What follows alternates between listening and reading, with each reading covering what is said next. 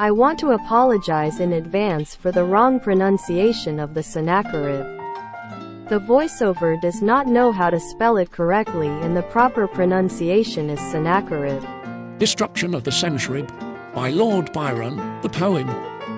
The Assyrian came down like the wolf on the fold, and his cohorts were gleaming in purple and gold, and the sheen of their spears was like stars on the sea, when the blue wave rolls nightly on deep Galilee, like the leaves of the forest when summer is green.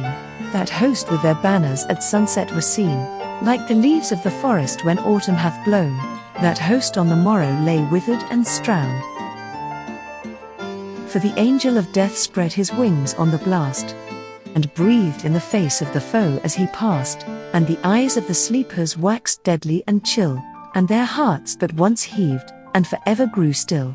And there lay the steed with his nostril all wide, but through it there rolled not the breath of his pride, and the foam of his gasping lay white on the turf, and cold as the spray of the rock-beating surf.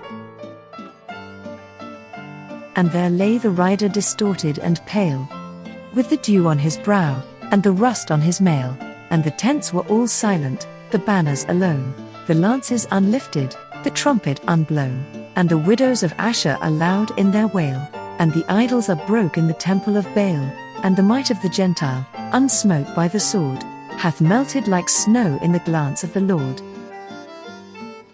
Annotation. In lines 1-4, King Sennacherib and his Assyrian army marched toward Jerusalem, and the might and magnificence of his army is conveyed through vivid and descriptive language. In lines 5-8, summer symbolizes the Assyrian army at its greatest, full of life. Autumn represents the utter devastation that suddenly come upon the army. In lines 9-12, it's revealed that the angel of death flew down to the sleeping army and left the demise of the Assyrians in its wake.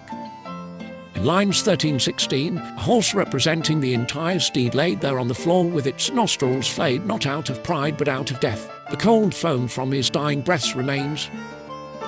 In line 17-20, the horse's rider also lays there lifeless. There is no one left to occupy the tents, lift the banners and lances, or blow the trumpets.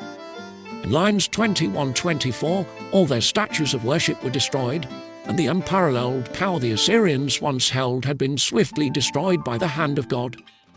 Theme.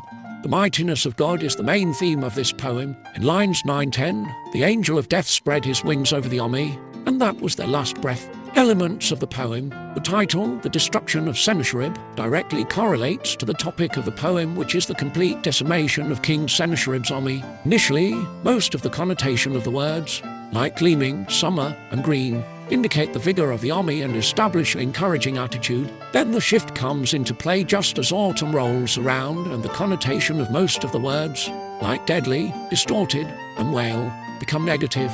The attitude shifts from powerful to devastated and hopeless. Metaphors, wolf on the fold and stars on the sea in the first stanza underscore the army's power. At the end of the poem, the might of the army is compared to snow that melts away easily. Personification, the tents were silent in line 19 to further accentuate the feeling of despair. Thank you for watching, and have a wonderful day.